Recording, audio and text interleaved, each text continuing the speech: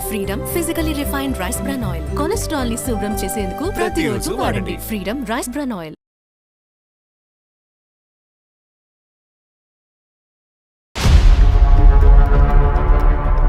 అందమైన జీవితం కార్యక్రమానికి స్వాగతం.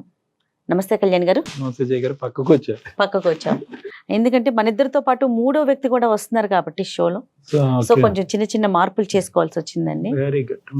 ప్రసాద్ అని ఆయన ఒక ఇష్యూ అండి, ప్రసాద్ గారి ఇష్యూ ఇప్పుడు మనం డిస్కస్ చేయబోతున్నాం.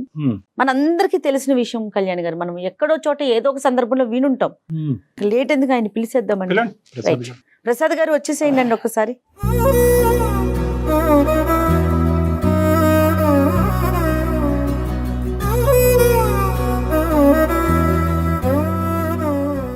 ఒకసారి మీ సమస్య ఏంటో ఒకసారి చెప్పండి. నా పేరు ప్రసాద్ మేడం. వైజాగ్లో ఉండేవాడిని. హైదరాబాద్కి వచ్చి సెటిల్ అవుదామనే ఆలోచనతో 1 year బ్యాక్ ఇక్కడికి వచ్చాను. అందరిలాగే నేను కూడా అన్ని రకాల ప్రయత్నాలు చేశాను జాబ్ కోసం. రీసేల్ కార్ కంపెనీలో జాబ్ వచ్చింది మేడం. సంతోషం. శాలరీ 10,000. అది రీసేల్ అని పేరుకే కానీ మేడం, కార్ షోరూమ్ మాత్రం ఒక న్యూ కార్ షోరూమ్ అంత అందంగా తీర్చిదిద్ది ఉండను. ఆ అట్మాస్ఫియర్ అది నాకు నచ్చి జాయిన్ అయ్యాను మేడం. ఇంకోటి ఏంటంటే ఆ మేనేజ్మెంట్ వాళ్ళు నాకు ఎవ్రీ కారు నేను నా చేతుల ద్వారా అమ్మి పెడితే ఒక కార్ మీద 5,000 రూపీస్ కమిషన్ కూడా నాకు ఇస్తానని మాట ఇచ్చారు మేడం. ఫస్ట్ మంతే నేను 3 cars సేల్ చేశాను సార్. సంతోషం. అంటే 3 5s 15,000 ప్లస్ నా శాలరీ 10-25,000 వచ్చింది సార్. ఇవన్నీ ఏంటంటే ప్రీమియం లగ్జరీ కార్ సార్. బాగా లగ్జరీ ఉన్నవి తక్కువ ఉంటాయి, ఎక్కువగా మిడిల్ క్లాస్ వాళ్ళవి ఉన్నాయి. 1 by 1 నేను ఎక్కువగా సేల్ చేయడం, నా కమిషన్ పెరగడం కూడా జరుగుతుంది. సంతోషం. ఆ వచ్చిన డబ్బులతో నేను చక్కగా నా కొలీగ్స్ ఒక 50 members వరకు ఉంటారండి ఆ షోరూంలో. మొత్తం బాయ్ నుంచి మొత్తం అందరు కూడా వాళ్ళకి స్వీట్స్ అవి పంచడం అవి చేయడం జరిగింది సార్. కానీ కొంతమంది వ్యక్తులు మాత్రం వాళ్ళు మనస్ఫూర్తిగా తీసుకుంటున్నట్టు నాకు అనిపించట్లేదు సార్. ఉంటారులేండి, ఆ జాతి ఉంటూనే ఉంటుంది. అయితే అయినా సరే నేను నా దృష్టి మాత్రం నా కెరియర్ మీద పెట్టాను సార్. Good good. ఎవ్రీడే నేను ఎవరో ఒకరిని పరిచయం చేసుకోవాలి, కార్ అమ్మాలి, అదే నా యాటిట్యూడ్. ఇంకా నాకు వేరే వర్క్ లేదు. సో నేను డే బై డే చేస్తే ఆఫ్టర్ 6 months నేను 1 fine day నేను చూసుకుంటే ఆ మంత్లో 10 cars సేల్ చేశాను సార్. 10 into 5 50,000. అదే టైంలో మా బాస్ బిఫోర్ వీక్లోని నాకు శాలరీ కూడా హైక్ చేశారు సార్. 25,000 చేశారు. సో నేను 75,000 ఫస్ట్ టైం నా లైఫ్లో గెయిన్ చేసిన మంత్ సార్ అది. సూపర్. నమ్మబుద్ధి కూడా కావట్లేదు సార్. నాతో పాటు ఉండి అసలు లేనిపోయినవన్నీ బాస్ దాకా కొన్ని విషయాలు నా దగ్గర జరుగుతున్నాయి కూడా వెళ్ళిపోతున్నాయి సార్. జస్ట్ అవి చూడడానికి చిన్నవే అనిపిస్తున్నాయి.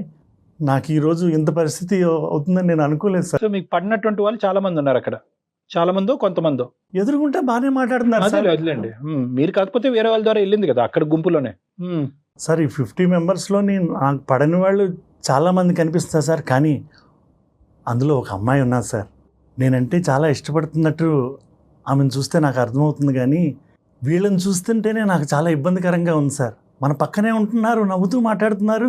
ఒక అమ్మాయి మిమ్మల్ని ప్రేమిస్తున్న ఆశ్చర్యం కంటే వెనకతలు గొంతలు తవ్వే వాళ్ళ గురించి ఎక్కువ ఆశ్చర్యం పడుతున్నారు మీరు. అంతే. అవును సార్, నిజంగా సార్. సార్ కానీ రీసెంట్గా సార్ ఒక luxury car sir, Benz car మా షోరూమ్కి వచ్చింది సార్ రీసేల్కి. సార్ మీరు నమ్మితే నమ్మండి సార్, ఒక్క స్క్రాచ్ కూడా లేకుండా వచ్చింది సార్. బికాజ్ వాళ్ళు ఇమీడియట్గా అబ్రాడ్ వెళ్ళిపోవడం వల్ల రీసేల్కి పెట్టారు. సో నేను ఇమీడియట్గా నా ఫోన్ తీసి మొత్తం అందరికీ మెసేజెస్ పెట్టాను సార్. ఎందుకంటే నేనంటే ఇష్టపడే కస్టమర్స్ కొంతమంది ఉన్నారు సార్. అందులో ఒక అతను ఇమీడియట్గా రెస్పాండ్ అయ్యాడు సార్. ఇమీడియట్గా ఒక 1 hourలో వచ్చాడు, కార్ అంతా చెక్ చేసుకున్నాడు. చెక్ చేసుకొని టోకెన్ అడ్వాన్స్ ఏమన్నా ఇమ్మంటారా అని అడిగారు సార్. నేను మా బాస్ని అడిగితే 10 lakhs ఈవినింగ్ కల్లా పే చేస్తే వాళ్ళ పేరు మీదే ఉంటుంది అని చెప్పారు సార్. అటువంటి కార్ని అసలు దగ్గర నుంచి నేను చూడలేదు సార్. వాళ్ళు ఈవినింగ్ అడ్వాన్స్ కట్టారట సార్. ఆ నెక్స్ట్ డే డెలివరీ ఇవ్వాలి. అది ఎప్పటిలాగే ఆ రోజు కూడా నేను కార్ డెలివరీ ఇవ్వడానికని రెడీ అవుతున్నాను సార్. నేను టిఫిన్ చేస్తుండగా నాకు ఒక ఫోన్ వచ్చింది సార్. మా ఆఫీస్లో ఎగ్జిక్యూటివ్ అమ్మాయి. ఎవరు మిమ్మల్ని లైక్ చేస్తున్న అమ్మాయి? అవును సార్. ఆ అమ్మాయి నేను ఏంటి సార్ ఆ ఫోన్ కాల్? ఫోన్ లిఫ్ట్ చేసిన వెంటనే నీకు అర్జెంటుగా ఒక విషయం చెప్పాలి అని తను ఒక విషయం చెప్పేసరికి నాకు అక్కడ ఉండబుద్ధి కాలేదు సార్. ఇమీడియట్గా నేను ఆఫీస్కి వెళ్ళానండి, షోరూమ్కి వెళ్ళి చూసి నా కార్ పొజిషన్ చూసేసరికి సార్ ఒక్కసారి నాకు గుండె పగిలినంత పని అయింది సార్. కారుని ఎవరో ఒక రాడ్డులతో చితక్కొట్టేశారు సార్. అయ్యయ్యో. ఎలా ఉందంటే ఆ కారు ఒక స్కెలటన్ లాగే అయిపోయింది సార్. నేను ఆల్రెడీ ఇప్పుడు దాకా అమ్మిన కార్ల పొజిషన్ బట్టి చెప్తున్నాను సార్, అది ఒక స్క్రాప్కి తప్పించి ఇంక దేనికి పనికి రాకుండా చేశారు సార్. నేను ఎన్నాళ్ళ నుంచో కంటున్న కళ, ఒక లగ్జరీ కారు అమ్ముదామనే పెట్టుకున్న కళ కూడా ఆ రోజు అలా అవుతుందని అసలు నాకు మాటలు కూడా రావట్లేదు సార్ చెప్పడానికి. ఎంత కాస్ట్ ఉంటుందండి అది సుమారు దాని value? 60 lakhs madam, 60 lakhs. Token advance 10 lakhs 10 lakhs already ఇచ్చేసారు సార్. ఎవరు చేసి ఉంటారు ప్రసాద్ గారు ఇంత దారుణం? అంటే ఏమో ఇంతకు ముందు సార్. ఎప్పుడైనా జరిగిందా మీ షోరూమ్ లో ఇలాగా? చాలా ఎప్పుడు జరగలేదు సార్. బయట మీ కాంపిటీటర్స్ ఎవరైనా ఉన్నారండి? బయట వేరే కంపెనీ వాళ్ళు అట్లా ఏదైనా ఆలోచించారా? అలాగే ఉన్నా సరే అక్కడికి వచ్చి కారు బద్దలు కొట్టవలసిన అవసరం వాళ్ళకి ఎలా అవుతుంది మేడం? నెక్స్ట్ మేడం ఇంకొకటి, నేను వచ్చిన వెంటనే సీసీ కెమెరాస్ అబ్జర్వ్ చేశాను మేడం. వాటి మీద ఇంచుమించు మాకు 4 కెమెరాస్ ఆ కార్ని కవర్ చేస్తాయి మేడం. వాటి 4 కెమెరాస్ మీద బ్లాక్ క్లాత్ కప్పు ఉన్నాయి సార్.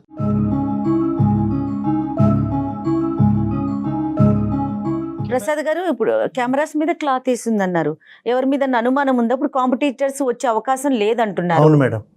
ఎవరి మీద డౌట్ కానీ ఉండింది? మాతో పాటు పనిచేస్తున్న చెప్పాను కదా మేడం, ఒక 4 కొలీగ్స్ మాత్రం వాళ్ళ మీద మాత్రం నాకు చాలా ఇదిగా ఉంది మేడం, అనుమానం. కానీ అనుమానం ఏంటి మేడం, కాన్ఫిడెంటే. ఇప్పుడు ఈ కార్ని చేయటం వల్ల వాళ్ళకి వచ్చే లాభం ఏంటి? అంటే కార్ అయితే డెలివరీ వెళ్తే అడ్వాన్స్ 10 lakhs వెనక్కి ఇస్తారు. దీనివల్ల మీకు అంటే మీకు వచ్చేది 5,000 ఇన్సెంటివ్ మీకు రాకూడదనేనా వీళ్ళు చేశారు?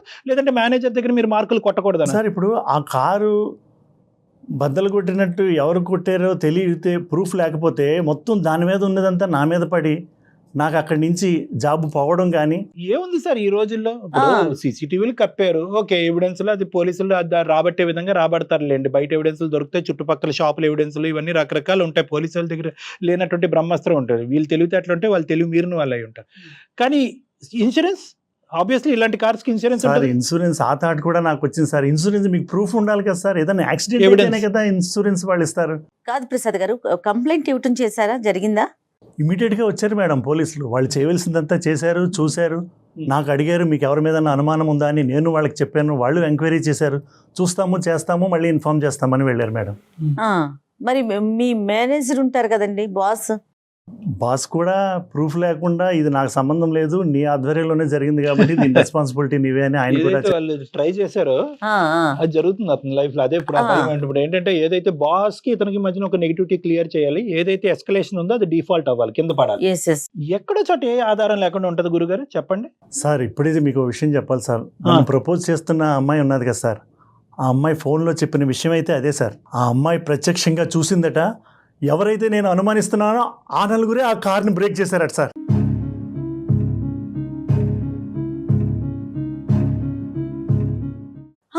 చూసింది మేడం, చూసి కానీ ఒక విషయం చెప్పింది సార్, ఇది మాత్రం నేను బయటకి చెప్పను, విట్నెస్ చెప్పను, అలా చెప్పినట్టయితే నేను సూసైడ్ చేసుకుంటానని చెప్పింది సార్.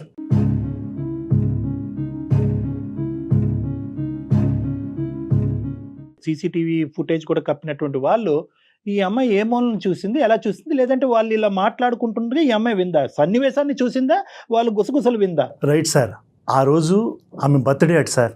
రైట్. నన్ను కలవడానికని ఎర్లీగా తన ఇంట్లో చేసిన స్వీట్స్ పట్టుకొని వచ్చిందట సార్. అది కూడా తను చెప్పిన విషయమే. కారుని ఫుల్గా బ్రేక్ చేస్తూ ఎవరైతే నేను అనుమానంగా అనుకుంటున్నానో ఆ నలుగురే బ్రేక్ చేయడం తను చూసిందట సార్. ఆ విషయమే తను నాకు ఫోన్ చేసి చెప్పింది సార్. సో అమ్మాయి చూసింది, కానీ తను విట్నెస్ ఇవ్వడానికి రెడీగా లేదు. ఏమనైతే వాళ్ళు బెదిరించారనో తను సూసైడ్ చేసుకుంటారనో చెప్తుంది సార్. అమ్మాయి భయపడుతుంది. సో తన కళ్ళతో తను చూసిందని చెప్పింది మేడం. మరి ఇప్పుడు ఏం కావాలి మీకు? అంటే ఈ అమ్మాయి వచ్చి ఆ సాక్ష్యాధార అంటే ఒక సాక్ష్యం చెప్పాలా ఈ నలుగురు వాళ్ళు? సార్ ఇప్పుడు పోలీసుల దగ్గరికి అయితే సాక్ష్యం కావాలి కదా సార్. ఆ అమ్మాయి కూడా ఎలాగో నేను ఇష్టపడుతుందని అంటుంది కాబట్టి కొంచెం మీరు ఏమన్నా అమ్మాయితో కొంచెం మాట్లాడి. ఇంటెన్సిటీ కావాలి ప్రసాద్ గారు. ఇప్పుడు ఏంటంటే ఎంత లోతుగా మీరు వెళ్ళారు దాన్ని బట్టి ఆ అమ్మాయిని మనం ప్రశ్నించి ముందుకు తీసుకొచ్చి అమ్మాయి ఒక సాక్ష్యం చెప్పు బంగారు తల్లి, అతని జీవితం బాగుపడదని చెప్పొచ్చు మనం. ఎంతవరకు వెళ్ళారు, మీ డెప్త్ ఎంత? సార్ ఇప్పుడు దాకా అయితే అలా ఏం జరగలేదు సార్. బట్ ఆ అమ్మాయి వైపు నుంచి మాత్రం 100% ఆ అమ్మాయి నన్ను ఇష్టపడుతుంది సార్. లేదంటే మీకు ఫోనే చేయదుగా. అదే సార్ కావాలనుకుంటుంది అమ్మాయి. నేను అనుకుంటుంది కూడా అదే సార్. కానీ ఎక్కడో మూల ఆ అమ్మాయి నాకు హెల్ప్ చేస్తుందని మాత్రం తప్పకుండా నాకు అనిపిస్తుంది సార్. ఇక్కడ ఒక డైరెక్షన్ లో మేము వెళ్ళాం, ఒక డైరెక్షన్ లో మేము వెళ్తే కనుక ఆ అమ్మాయి వర్జన్ కూడా మనం విందాం. మనం ఏంటంటే అమ్మ ఇది ప్రేమ, అమ్మ ఇది జీవితం, అమ్మ అతని జీవితాన్ని నువ్వే కాపాడాలంటే నా జీవితాన్ని ఎవరు కాపాడతాడండి బాబా అని అంటారు. సో ఇక్కడ ఏంటంటే నేను ఎందుకు ఇదంతా అమ్మాయితో ఫోన్ మాట్లాడే ముందు ఏంటంటే ఎన్ని జీవితాలు కాపాడి ఎన్ని కథలకి ఒక సుఖాంతమైనటువంటి కథను మేము ఇచ్చినా కూడా, ఒక ఎండింగ్ ఇచ్చినా కూడా మేము ఎప్పుడు కూడా బయలాటరల్గా ఓన్లీ ఇక్కడికి వచ్చి కూర్చున్నటువంటి బాధితుడి పాయింట్ ఆఫ్ వ్యూలోనే మేము ఆలోచించాం. అటువైపు మాట్లాడేటటువంటి వ్యక్తిని కూడా ఆవిడ కూడా విక్టిమా, ఆవిడ కూడా బాధితురాలు అనేటటువంటి అంశంతోనే ముందుకెళ్ళటం వల్ల ఈరోజు ఈ అందమైన జీవితం అనే కార్యక్రమం అంత సక్సెస్ఫుల్ అయ్యింది. ఎంతో మందికి జీవితాలకి మేము ప్రాణాలు పోసిన వాళ్ళం అయ్యాం. సో కాబట్టి ఏంటంటే we will try our best. ఆ అమ్మాయి వర్జన్ మనం విందాం, దాన్ని బట్టి మీకు సొల్యూషన్ దొరుకుతుందిలే చూద్దాం. ప్రసాద్ గారు కాల్ చేస్తారు ఒకసారి. చేస్తాను మేడం, నేను కూడా మీకు అదే చెప్తున్నాను. ఎందుకంటే తన వెర్షన్ కూడా మీరు వింటే మీకు కూడా ఒక ఐడెంటిఫికేషన్ వస్తుంది మేడం.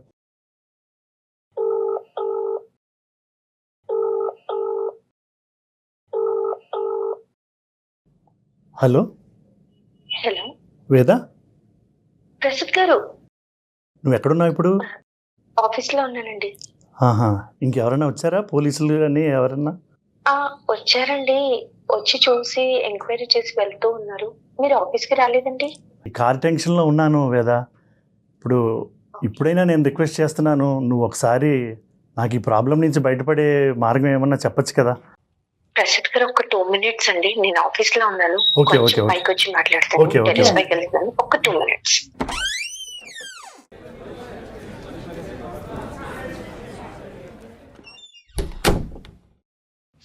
ప్రసాద్ గారు, కొంచెం నేను చెప్పేది పూర్తిగా వినవా? చెప్పండి ప్రసాద్ గారు. నేను ఈ టెన్షన్లోంచి పడే మార్గం నాకేమీ తోచక, మన సుమన్ టీవీ వాళ్ళది అందమైన జీవితం అనే కార్యక్రమం జరుగుతుంది. నేను వాళ్ళకి వాట్సాప్ చేసి ప్రస్తుతం వాళ్ళని కలిసి వాళ్ళ దగ్గరే ఉన్నాను. ఏంటండి, నేనేదో మిమ్మల్ని లవ్ చేసి ఫీల్ అయ్యి నేను మీకు చెప్తే మీరు ఇలా అందరి ముందు వెళ్ళి నన్ను మాట్లాడమంటే నేను అందరి ఎలా ముందు కాదు కదా, మాట్లాడగలండి? వీళ్ళు కౌన్సిలర్స్. ఇటువంటి ప్రాబ్లమ్స్ ఏమన్నా ఉన్నట్టయితే వాళ్ళు సొల్యూషన్ చెప్తారు. అమ్మ వేద, నమస్తే అలా అమ్మ. కాదండి, అలా కాదండి, నేను చెప్పేది వినండి ప్రసాద్ గారు. Response natural. సారీ అమ్మా, నీ ప్రైవేట్ ఇష్యూ ఇక్కడ పబ్లిక్ అవుతుందో పంచాయతీ పెట్టామని దయచేసి అనుకోవద్దమ్మా. ఇదేంటంటే ఇప్పుడు అతను మాట్లాడచ్చమ్మా, నేను మాట్లాడచ్చా? నేను డాక్టర్ కళ్యాణ్ చక్రవర్తి, అందమైన జీవితం నుంచి. సార్ చెప్పండి. థ్యాంక్స్ అమ్మ, ఓపెన్ హార్ట్గా అలా ఒప్పుకున్నందుకు థ్యాంక్ యూ. నిన్ను సర్ప్రైజ్ చేయడం అనేది తప్పే, కానీ ఏంటంటే ఇప్పుడు అతను భయంకరమైనటువంటి పరిస్థితిలో ఉన్నాడు. ఏంటంటే ఈ ఇన్సూరెన్స్ వస్తుందో లేనటువంటి ఆ కార్ని డ్యామేజ్ చేసినటువంటి వాళ్ళు. దానికంటే పెద్ద ట్విస్ట్ ఏంటంటే కనుక మీరు ఇష్టపూర్వకంగా వచ్చి అతను ప్రపోజ్ చేశారు, అతను ప్రేమిస్తున్నారు అనేటటువంటి అంశం కూడా చెప్పాడు. కానీ ఇక్కడ పెద్ద ట్విస్ట్ ఏంటంటే కనుక ఎవరైతే కనుక అతిగా చాలా భారీ ఎత్తున ప్రేమించేటటువంటి వ్యక్తికే ఆ దొంగలు ఎవరు అనేటటువంటిది కూడా తెలుసు, కానీ బయటకు వచ్చి చెప్పలేకపోతున్నారనే సందిగ్ధ పరిస్థితిలో అతను ఇక్కడికి వచ్చి కూర్చోవటం వల్ల వెంటనే ఏంటంటే అతను ఎక్సైట్మెంట్ లో మీకు ఫోన్ చేయడం జరిగింది. మేము కూడా ఎక్కువ వివరాలు చెప్పకుండా, మీకు అభ్యంతరం లేదు, మీకు ఇబ్బంది లేదు అనుకుంటే మేము మాట్లాడతామమ్మా, లేదంటే తర్వాత అన్నా మాట్లాడతాం. లేదండి, మాట్లాడతానండి. యాక్చువల్లీ నేను తనని మా ఆఫీస్ లో జాయిన్ అయిన తర్వాత తన వర్క్ సిన్సియారిటీ అవన్నీ చూసి, కస్టమర్స్ తో మాట్లాడే పద్ధతి చూసి చాలా ఇంప్రెస్ అయ్యానండి. నేననే కాదు, ఇక్కడ ఉన్న నా కొలీగ్స్ అందరూ కూడా ప్రసాద్ గారిని చూసి చాలా ఇంప్రెస్ అవుతారు. అలా నేను ఇంప్రెస్ అయిపోయి తనకి నేను ఒకరోజు ప్రపోజ్ చేశానండి. తను రిజెక్ట్ చేశాడు. ఈ టైంలో సడన్ గా నేను తన మీద ఉన్న లవ్ తోని తనకి ఆ రోజు ఆ సిచ్యువేషన్ జరుగుతూ ఉంటే కళ్ళారా చూసి ఏం చేయాలని అర్థం కాక వాష్రూమ్ లోకి వెళ్ళి కాల్ చేసి ప్రసాద్ గారికి ఇన్ఫార్మ్ చేశాను. నేను అప్పుడే చెప్పాను, ఈ విషయం నువ్వెవరికైనా చెప్తే నన్ను వాళ్ళు చంపేస్తా అన్నారు, నా ఫ్యామిలీని కూడా బ్రతికేమనివ్వరు, ఏం చేయాలని కూడా అర్థం కాదు ప్రసాద్ గారు, ఈ విషయం ఇంకెక్కడ కూడా చెప్పొద్దు అని కూడా నేను చెప్పాను. డిస్కస్ చేయలేదండి వేద గారు, ఆయన కూడా ఎక్కడ చేయలేదు, కానీ ఆయనకి ఎక్కడ ఏం చేయాలో పాలుపోక మా దాకా వచ్చారండి. ఇది మీరు అతను ఇష్టపడి అతనికి చెప్పడం అనేది ఎంతకాలం అయింది? 4 months అయింది సార్. 4 months అయింది. 4 months నుంచి అతని దగ్గర నుంచి ఏమైనా రెస్పాన్స్ వచ్చిందా మీకు? లేదు సార్, ఏ రోజు కూడా నన్ను పట్టించుకోలేదు. కనీసం నేను తన వైపు ఆలోచిస్తున్నానని కూడా తను నా గురించి ఆలోచించలేదు. ఏ ఒక్క రోజు కూడా తను నాకు ప్రపోజ్ చేసిందన్న ఫీల్ తో కూడా నన్ను చూడలేదు. మరి ఏమనిపిస్తుందమ్మా ఆ అంశం గురించి నాకు చెప్పండి. మీరు వచ్చి బయటకు సాక్ష్యాల గురించి చెప్తారు లేదనేది వేరే విషయం. మరి దానివల్ల మీకు ఎటువంటి ఫీలింగ్ వస్తుంది లోపల, మీరు ఏమనుకుంటున్నారు? అంటే సార్, ఇన్ని రోజుల్లో నేను తన గురించి చాలా వెయిట్ చేశాను సార్. ఎప్పుడన్నా కనీసం ఒక్కసారైనా వేదాను అంటే ఇష్టం, నాకు కూడా ఇష్టం అని కూడా ఏ రోజు చెప్పలేదు. కాకపోతే నేను మనస్ఫూర్తిగా ఈ క్షణం కూడా నాకు ప్రసాద్ గారు అంటే చాలా ఇష్టం అండి. Super. So you love him. ఎలా అంటే సార్, నేను చాలా సిన్సియర్ గా లవ్ Core love చేస్తున్నాను. మేడం అది. అంతే. సో అంత ప్రేమిస్తున్నాను కాబట్టి వాళ్ళు నన్ను అంతలా బెదిరించినా కూడా వాళ్ళు నా ఏం family ని బెదిరించారండి? చంపేస్తా అన్నా కూడా నేను వెళ్ళి ప్రసాద్ గారికి ఇన్ఫార్మ్ చేశాను, ఇది జరిగింది సిచ్యువేషన్ అని చెప్పి. వేద గారు ఎలా ఏమని బెదిరించారు? వాళ్ళు నన్ను కత్తితో బెదిరించి, నువ్వు కనుక ఈ విషయం బయటకు చెప్పితే నిన్ను నీ ఫ్యామిలీని ఎవరిని ఉంచము, నీకు అదే చివరి రోజు అవుతుంది అని చెప్పి నన్ను బెదిరించారు మేడం.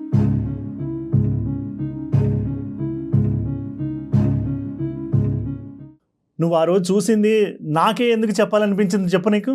అంటే నేను మిమ్మల్ని ఇష్టపడ్డాను కాబట్టి మీకే చెప్పాలి. Clear మరి ఉంది అంత ఆవిడ. ఇష్టపడిన వ్యక్తి సమస్యలో ఉన్నప్పుడు కనీసం ఆ సమస్యలో నుంచి చిన్న హెల్ప్ చేయాలని నీకు అనిపించట్లేదా? No, no, ప్రసాద్ గారు, know that is absolutely wrong అండి. ఇది కరెక్ట్ ఈ కాదండి. బార్గెనింగ్, ఈ బిజినెస్లు చేయొద్దు మనం. ఏంటి ప్రేమించింది ఆ అమ్మాయి, ప్రేమించినందుకు మీరేం చేశారు? 4 నెలలు బట్టి మీరు నానబెట్టి ఉంచారు. ఓకే, మీరు ఎంత ప్రేమించుకున్నా కూడా, ఎంత ఒకరికొకరికి ఇచ్చుకున్నా కూడా, ఈ రోజు ఆ అమ్మాయి ప్రాణాన్ని పణంగా పెట్టుకుని ఇప్పుడు బయటకు వచ్చి సాక్ష్యాధారం చెప్తే కనుక అక్కడే కత్తి చూపెట్టిన వాళ్ళు రేపొద్దున బయట పడవరా, గన్నుతో కాల్చరా? మిమ్మల్ని ప్రేమించానని చెప్పినందుకు నువ్వు సాక్ష్యం చెప్పండి, అది ఎంతవరకు కరెక్ట్ ప్రసాద్ గారు? మీ 60 లక్షల కారు నేను తక్కువ చేయట్లేదు. అది మీ ఉద్యోగం, మీ కష్టానికి సంబంధించినటువంటి ప్రతిఫలం నేను అనిపిస్తుంది. కానీ ఏంటంటే మీ నలుగురు శత్రువుల్ని ఈ రోజు ఆ అమ్మాయి తన శత్రువుల కింద తయారు చేసుకోవడం అనేటువంటిది ఎంతవరకు సబబు? కేవలం ప్రేమించింది అనేటటువంటి. ఈ రోజు మీరు ఇక్కడ కూర్చున్నారు ప్రసాద్ గారు, ఆ అమ్మాయి మీరు ప్రపోజ్ చేయనటువంటి అమ్మాయి అయితే కనుక మీరు ఈ రోజు ఇక్కడ కూర్చుని ఉండేవారా? 4 నెలలు బట్టి గాఢంగా ప్రేమిస్తున్న ఆ అమ్మాయి ప్రతి క్షణం మీ వైపు కళ్ళ పెట్టి చూపెడుతుంది. ఆ అమ్మాయి ఇండికేషన్స్ అన్ని కూడా మీరు కొట్టిపారేస్తున్నారు. ఆ అమ్మాయికి ఒక సమాధానం చెప్పలేకపోతున్నారు. మీరు ఆ అమ్మాయి ఇచ్చినటువంటి ఆ ప్రేమ, ఆ గుండె ధైర్యం వల్ల ఈ రోజు మీరు ఇక్కడ కూర్చున్నారు. మీ మీద నేను కఠినంగా మాట్లాడుతున్నాను అనకండి. నన్ను హెల్ప్ చేయి వేదా అని మీరు ఇలా అడగండి. That's not a problem. ఇప్పుడు నన్ను ప్రేమిస్తున్నావా లేదా? ఎస్, నువ్వు నన్ను ప్రేమిస్తున్నావు కాబట్టి ఈ రోజు నువ్వు బయటకు వచ్చి నా తరపున మాట్లాడు అంటే కనుక that is called as a business. ఇంకా ఇప్పుడు నువ్వు బయటకు వచ్చి చెప్పేవే అనుకో, పిచ్చి ప్రశ్న నేను అడుగుతుంది కానీ అడగడానికి తప్పదు. వచ్చి చెప్తే ఏమవుతుందమ్మా? ఏం జరుగుతుంది? నిజంగా వాళ్ళు అన్నంత పని చేస్తారా? నా ఫ్యామిలీని నన్ను చంపేస్తానని బెదిరించారు సార్ వాళ్ళు. వాళ్ళు ఎంత ప్లాన్గా వచ్చారు చూసారా? రెక్కి నిర్వహించి ఎన్ని కెమెరాలు ఉందో చూసుకుని వాటి మీద నల్లగొడ్డలు కప్పాలి, ఎవరు చూడనటువంటి సమయంలో రావటం. ఓకే కళ్యాణ్ గారు, మన చుట్టూ ఒక యంత్రాంగం లేదంటారా? చెప్పండి. ఇప్పుడు వాళ్ళు ఇష్టం వచ్చినట్టు కెమెరాస్ మూసేసి కనిపించిన వాళ్ళని బెదిరించేసి మేము చంపేస్తామనేసి అంటే మనం పోలీసుల హెల్ప్ తీసుకోలేమా? మన దాకా వచ్చారు కాబట్టి. మేడం తర్వాత నా పరిస్థితి మేడం, నాకు జాబ్ ఉంటుందా మేడం? నా ఫ్యామిలీని అంతా నేను ఎలా లీడ్ చేసుకోవాలండి? ఎందుకు మేము ప్రత్యేకంగా దీన్ని సెలెక్ట్ చేసుకున్నాము అంటే కనుక ఈ పర్టికులర్ అంశం ఒకటి, ప్రసాద్ది కూడా చాలా సందిగ్ధమైనటువంటి పరిస్థితి, మీది కూడా చాలా భయంకరమైనటువంటి క్లిష్టమైనటువంటి పరిస్థితి. ఈ 2 అంశాలు ఇక్కడ ప్రధానంగా ముడిపడినాయి. ఎవరిది ఎక్కువ ఎవరిది తక్కువ అనేటటువంటి అంచనా వేయటం గురించి మేము లేదు. సానుకూలంగా ఇద్దరికి ఇబ్బంది లేకుండా ఒక కంక్లూజన్ తీసుకొద్దామని చెప్పి ఇప్పుడు ఇంత కష్టపడి ఇంత దూరం వచ్చి ఇక్కడ కూర్చుని తన బాధను విలపించుకున్నటువంటి ప్రసాద్కి మేము ఒట్టి చేత్తో పంపించేటటువంటి ఉద్దేశం కాదు. కానీ అట్ ద సేమ్ టైం నీకు ప్రాబ్లం లేకుండా నువ్వు ముందుకు వచ్చి ఏమైనా చేయగలవా అనేటటువంటి ఆలోచన, దాని గురించి ఒక్క నిమిషం మనం ఆలోచించుకుని మేము నీకు ఏదైనా ఒక పరిష్కారం చెప్తే కనుక అమ్మ ఈ విధంగా చెయ్యమ్మా, అప్పుడు నువ్వు స్మూత్గా ముందుకెళ్ళచ్చు, అతనికి హ్యాపీగా అవుతాడని చెప్పడానికి మేము చెప్పే ముందు అసలు నువ్వు ఎంతవరకు ముందుకు రావడానికి రెడీగా ఉన్నావు అన్నది నువ్వు మాకు చెప్పాలమ్మా. కాదు వేద, మీరు కొంచెం ధైర్యం చేసి ముందుకు వచ్చి మీరు ఒక్క మాట చెప్పారంటే అతని జీవితం, అతని లైఫ్ నిలబడుతుందండి. ఒక్కసారి ఆలోచించండి మేడం. చెప్పండి. నేను ముందుకు వచ్చి తన జీవితం నిలబడుతుంది అని చెప్పారు. మరి నా జీవితం గురించి తను ఎన్ని రోజులు ఆలోచించలేదు కదా మేడం. ఇది ఎక్కడ న్యాయం మేడం?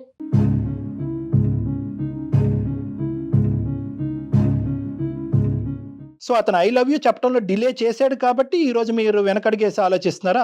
అలా తిరిగిపోతుంది కదంతా కూడా. అంటే సార్, నేను ప్రాణంగా ప్రేమించాను అని ఇన్ని రోజుల నుంచి చెప్తే ఏ ఒక్క రోజు కూడా నన్ను పట్టించుకోలేదు సార్. నువ్వు ప్రేమ గురించి మాట్లాడుతున్నావా? ఒక బాధితుడి స్థానంలో ఉండేటటువంటి మనిషికి హెల్ప్ చేయటం చేయకపోవటం గురించి మాట్లాడుతున్నాం. ఈ రెండిట్లకి ఎందుకు ముడి పెడుతున్నారు మీరు? నేను ప్రేమించాను కాబట్టి హెల్ప్ చేయడానికి ముందుకు వస్తానంటున్నాను సార్. నా పరిస్థితి ఏంటి అని ఆలోచిస్తున్నాను. ఆ హెల్ప్ చివరి వరకు వెళ్ళాలి. నిజంగా నువ్వు ప్రేమించుకోవటం గురించి హెల్ప్ చేయాలి. ఏమంటే ఆ 4 పేర్లు అతను చెప్పానంటే అతను సావేదో అతను సావమన్నాడు అంటే కనుక నువ్వేం చిన్నపిల్లవు కాదు. నువ్వు అక్కడ ఉన్నటువంటి ఏకైక సాక్ష్యాధారం నువ్వైనప్పుడు నిజంగా నువ్వు అక్కడి వరకు వెళ్ళింది, చివరి వరకు వెళ్ళి ఆ 4 పేర్లు పోలీస్ స్టేషన్లో చెప్పాలి. పోలీసులని నాకు ప్రొటెక్షన్ ఇవ్వండి, అతనికి ఎంత అయితే రిస్క్ ఉందో నాకు అంతే రిస్క్ ఉందని చెప్పి వాళ్ళని శిక్షించేటటువంటి పరిస్థితి వరకు తీసుకెళ్ళాలి. మీరు ఇప్పుడు అలా మాట్లాడట్లేదు మేడం. మీరు వచ్చి ముందుకు వచ్చి చెప్పమంటున్నారు, నేను దానికి రెడీయే. మరి 4 నెలల వరకు నా ప్రేమను ఎందుకు నాంచాడో మహానుభావుని అడగండి అని మీరు చెప్తున్నారు. అసలు దానికి దీనికి ముడేంటమ్మా? ఈ రోజు ఏంటంటే మీరు అతన్ని ప్రేమిస్తున్నారు, అతను మిమ్మల్ని ప్రేమిస్తున్నారా లేదా అనేటటువంటిది agenda number 2, not agenda number 1. Yes, exactly. Agenda number 1 ఏంటంటే, మీ కళ్ళెదురుగుంటా మీరు ఇష్టపడినటువంటి వ్యక్తి, చిన్న వయసు నుంచి ఎంత కష్టపడి ఈ స్థాయి వరకు వచ్చినటువంటి ఒక వ్యక్తి, సిన్సియర్గా ఆనెస్ట్గా కష్టపడినటువంటి వ్యక్తి, తన కష్టాన్ని నమ్ముకుని కష్టపడినటువంటి వ్యక్తినికి 4 దొంగలు మోసం చేసి అతనికి వెన్నుపోటు చేసేటటువంటి ప్రయత్నం చేసినప్పుడు ఒక మానవత్వ హృదయంతో మీ కడుపు రగిలిపోయి పోలీస్ ప్రొటెక్షన్ మీకు తీసుకుంటూ అతన్ని కాపాడేటటువంటి ప్రయత్నం చేద్దామా లేదా, అది చెప్పండి. అంతే. చాలా కరెక్ట్ గా అడిగారండి, సూటిగా, అంతే. ఇంకా సరే సార్, నా ప్రాణాలకు తెగించి నా ఫ్యామిలీని కూడా పక్కన పెట్టి నేను ప్రసాద్ గారి కోసం వచ్చి నిజం చెప్తాను సార్.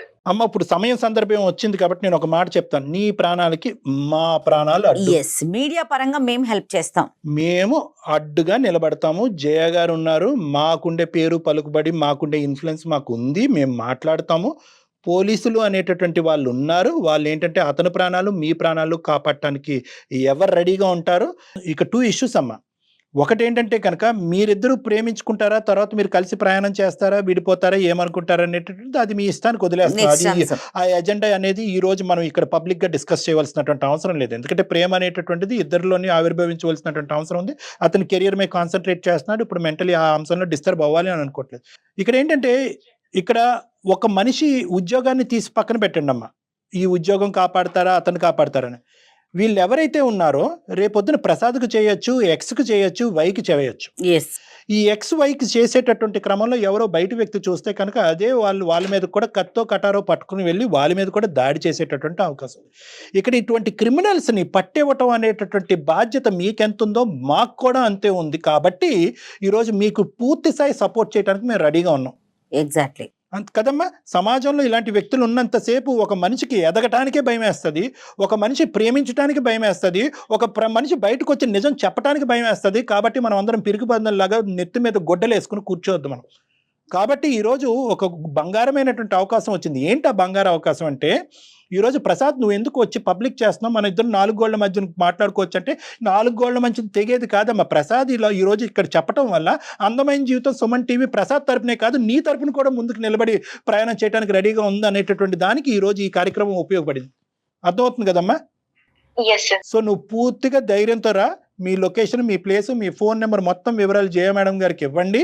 మేమంతా నీతో పాటు జర్నీ చేసి ఇది అంతా కూడా ఒక మంచి కంక్లూజన్ వచ్చేంత వరకు మేము సపోర్ట్ చేస్తాం. మీకు ఫర్దర్ గా ఎలాంటి ఇబ్బంది లేకుండా ఇప్పుడు ఇదివరకు లాగా అంత బహిర్గతం చేయట్లేదండి. పోలీసు యంత్రం కూడా ఏది గోప్యంగా ఉంచాలో అది గోప్యంగా ఉంచటం, అంటే చెప్పిన వాళ్ళని కూడా బయటకు తీసుకొచ్చేసి మీ ఫేసులు చూపించేసి అట్లాంటి కార్యక్రమాలు ఏం జరగట్లేదండి. ధైర్యంగా ముందుకు రావాల్సిన సిచ్యువేషన్ ఇది మనమందరం కూడా.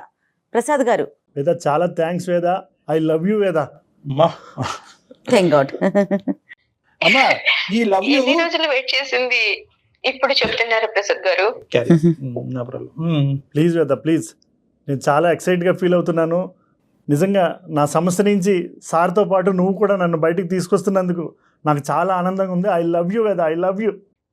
ప్రసాద్ గారు, అమ్మా, అతను ఎంత సిన్సియర్ గా జెన్యున్ గా చెప్తున్నాడు అనేది మా కళ్ళతో మేము చూస్తున్నాం అమ్మా. నువ్వు ఏది కూడా ఇది నేను చెప్తాను అని ఒప్పుకున్నందుకు ప్రసాద్ గారు ముందుకు వచ్చి నాకు ఐ లవ్ యూ చెప్తున్నాడని దయచేసి మీరు అనుకోవద్దు. అతను ఏంటంటే ఇప్పటి వరకు కెరియర్ ఓరియంటేషన్, బరువు, బాధ్యత, సంపాదన తప్ప ఇంకొక ఆలోచన లేదు. కాబట్టి మీ ప్రేమ కూడా చాలా బలంగా గాఢంగా ఉంటారు. మీరు తొందరలోనే ఒకటవ్వాలి, పెళ్లి చేసుకోవాలి. ఆ పెళ్లికి మేము కూడా పెద్దలుగా రావాలి. రైట్ వేద, మీరేం కంగారు పడకండి. ఫర్దర్ గా ఏం చేద్దాం అనేది మనం మాట్లాడుకుందాం. Thank you so much. Thanks a lot. All the best. God bless. God bless. Right Prasad గారు. థ్యాంక్ యూ ప్రసాద్ గారు. Good luck. ధైర్యంగా ఉండండి.